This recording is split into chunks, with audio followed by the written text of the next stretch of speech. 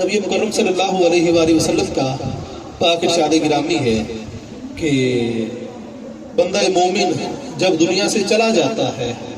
ساری چیزیں اس سے منقطع ہو جاتی ہیں، ختم ہو جاتی ہیں، حتیٰ کہ وہ دوست، احباب، رشتہ دار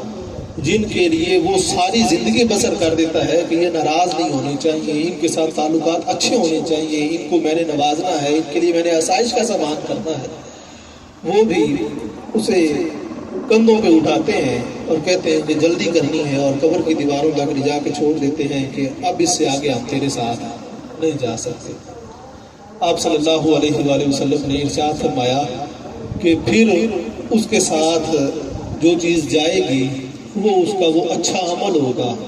جو ایک اچھی خوبصورت صورت کے ساتھ، مجسم شکل کے ساتھ اسے